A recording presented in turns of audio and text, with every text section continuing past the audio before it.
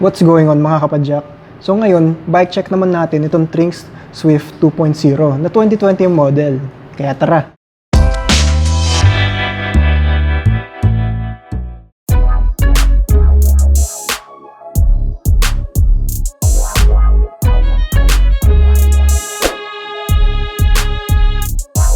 Okay, so ito naman yung Trinx Swift 2.0. So ito yung 2020 model.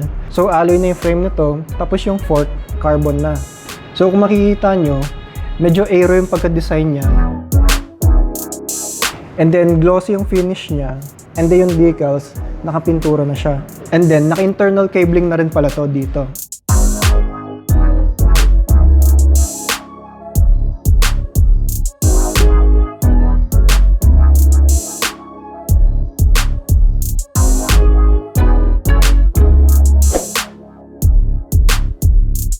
So ito palang Trinx Swift 2.0, naka 105 na to. 105 na yung shifter, FD, pati yung RD niya.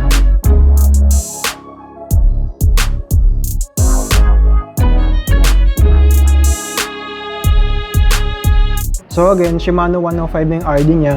Tapos yung cassette naman niya is 11 speed na 11x3040 yung teeth profile niya.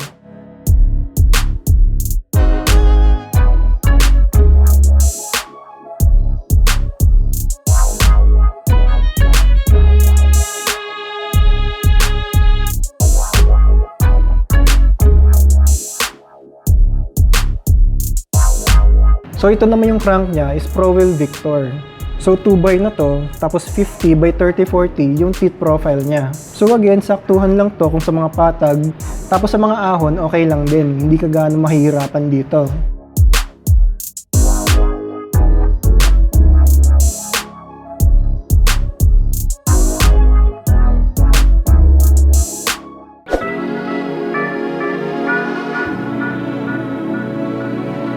Aero na rin yung rims niya, tapos Trinx branded na. And then yung tires naman niya is naka CST SAR na 700x25C.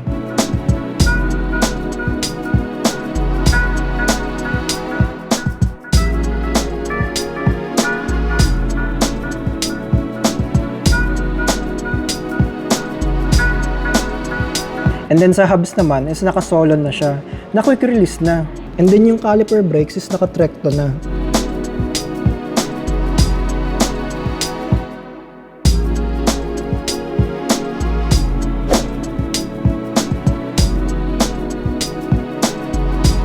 So sa cockpit naman, alloy na yung drop bars niya, pati yung stem niya, na Trinx branded na. Aero na din yung design ng drop bars niya, para sa less drag. At compact na rin ito, na may 420mm na lapad.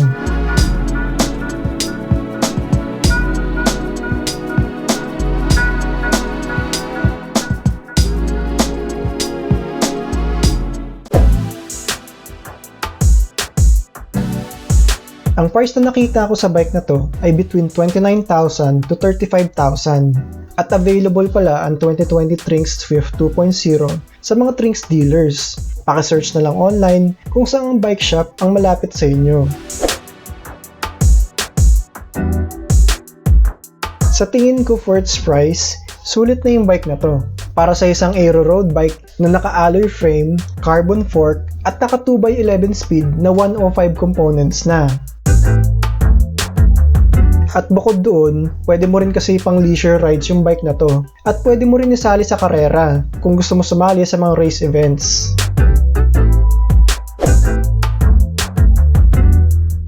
Siguro kung bike ko to, in the future, mag-upgrade ako ng crankset at brake calipers na Shimano 105 na rin para match na silang lahat. At wheelset na rin na magaang para less rotational weight and more speed. So like and subscribe kung nagustuhan mo yung video. At comment mo na rin sa baba kung ano pang bikes ang gusto mong i-bike check natin. That's all mga kapadyak. Till next time.